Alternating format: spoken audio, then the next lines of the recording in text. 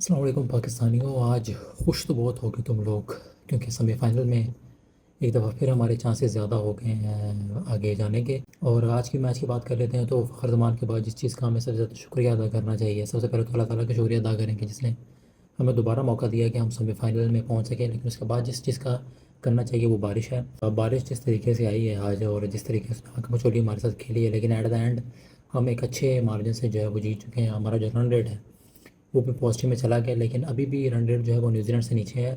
तो अभी हमारी सबकी नज़रें जो है वो श्रीलंका पर हैं कि श्रीलंका जो है वो इस मैच में अब क्या करता है।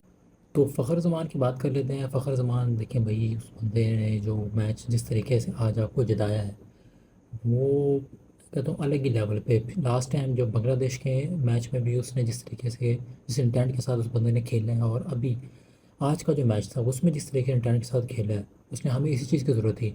और इमाम उल हक से भाई मेरी गुजारिश है कि अगर वो कहता है ना कि उसके माँ बाप नहीं आते ग्राउंड में मैच देखने, तो भाई खुदा का वास्ता तू भी ना आया कर।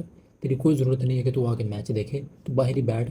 हमारे जो बैट्समैन है ना, ओपनर ये पूरे हैं, तो बाहर बैठ। अब्दुल्ला शफीक ने भी बहुत अच्छा खेला था, लेकिन जिस तरीके से उसने शॉट भी अच्छी खेली थी, लेकिन वो फिर बाद वही केन विलियमसन वो कहता तो रहा कि मेरा जो अंगूठा है वो टूटा हुआ है, लेकिन मुझे नहीं समझ आई कौन सा अंगूठा टूटा हुआ है। भाई 95 स्कोर भी तू आके मार रहा है। उसके बाद उसने क्या जिस तरीके से ये जो अब्दुल्ला शफीक का पकड़ा है, वो कहीं से लग ही नहीं रहा था कि उसका अंगूठा टूटा हुआ है। पाकिस्तानी बॉलिंग भाई आज तो बहुत डिसअपॉइंट किया है। शाहिन शाह अफरीदी ने भी, हसन अली ने भी, और हारिस राउफ की तो भाई मैं क्या ही बात करूँ।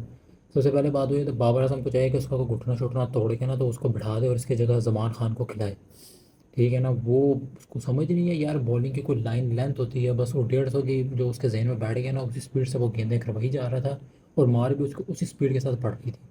इस पूरे वर्ल्ड कप में जहाँ पे बैट्समैन जो है ना वो हाई स्कोर्स बना रहे हैं ना, तो वहाँ पे हारिस रफ को भी डाल दें, क्योंकि बॉलिंग में वो जो है ना वो हाई स्कोर बना रहा है अपना।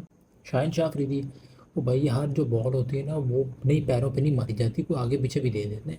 बांग्लादेश वाले साउथ अफ्रीका वाले मैच में इतनी खूबसूरत बॉलिंग की इस बंदे ने, लेकिन आज वाले मैच में उसने फिर वही चवले मारनी शुरू कर दी। वो जो पैरों के बीच में बॉल दे रहा होता है ना, वो भी वहीं से उठा उठा कर उनको उसको मारी जा रहे थे पकड़ के। उसके बाद हसन अली की बात कर लें तो वो भी एट द एंड पहले स्टार्टिंग में तो अच्छी बॉलिंग करवाता रहा, एक विकेट भी उसने निकाली, लेकिन फिर जो है वही बात वहीं पे आ गई कि वो भी जो है ना थोड़ा सा असर शाहिन शाह अफरीदी और हारिस रफ़ी को उसके ऊपर हो गया, और उसने भी बॉलिंग का जो है ना वो बेड़ा गर्क कर दिया बैठ।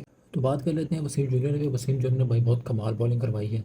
जहाँ पे सारे बॉलर्स माप के मार खा रहे थे, वसीम जूनियर एक वाहिद था कि जो बिल्कुल ही विकेटों के ऊपर जो है ना वो अपना निशाना लगा। उसको पता था कि अगर मैं ऑफ साइड पे लेग साइड पे बॉल दूंगा ना तो सारे उन्होंने मुझे मारना ही है बैट्समैन ने। तो सीधा विकेटों को वो निशाना बनाता रहा बैठ के।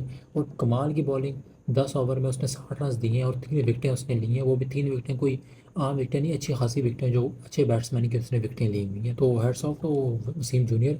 पिछले मैच जितने भी साउथ अफ्रीका के मैच में भी उसने अच्छी बॉलिंग की, बांग्लादेश के मैच में भी अच्छी बॉलिंग की उसने, और अभी ये न्यूजीलैंड के मैच में भी अच्छी बॉलिंग की उसने। अब पाकिस्तान के चांसेस तो ज़्यादा हो गए हैं क्वालिफाई करने के सेमीफाइनल में, लेकिन चीज़ वहीं रन रेट पे आ जाती है। अगर हम न्यूजीलैंड जो है श्रीलंका पे है, श्रीलंका को भाई खुदा का वास्ता भाई कोई तो मैच जीत लो। कल भी तुम लोगों की मीटिंग हुई है कोई 11 बजे तक रात के, कोई मैनेजमेंट ने तुम्हें समझाया तो कुछ शर्म खा लो। ये हरा दो न्यूजीलैंड को, कम से कम हमारे तो कोई चांसेस आगे बढ़ने के हों।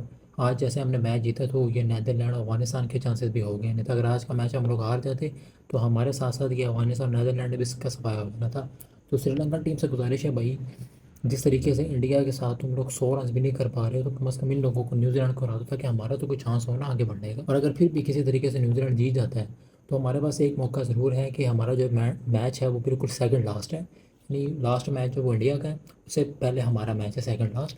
तो हमारे पास मौका होगा कि हम उस रन रेट को देखते हुए एक अच्छी कोशिश करें उस रन रेट को बेहतर बनाने की। और अभी तो खैर सुनने में यही आ रहा है कि 130 के मार्जिन से हमें जो है वो इंग्लैंड को हराना होगा, तो उसके बाद ही जो हमारा रन रेट अच्छा हो सकता है। लेकिन फिलहाल के लिए तो फिर ये विक्ट्री एंजॉय करें, जीत एंजॉय करें, पाकिस्तानियों को मिठाई चढ़ाई खाओ। आज नींद भी अच्छी आएगी, कल संडे भी है तो कल का भी मूड खराब होगा, अभी अच्छा ही रहेगा अगले मैच तक। तो फिर मिलते हैं, देखते हैं न्यूजीलैंड और श्रीलंका के मैच में क्या होता है।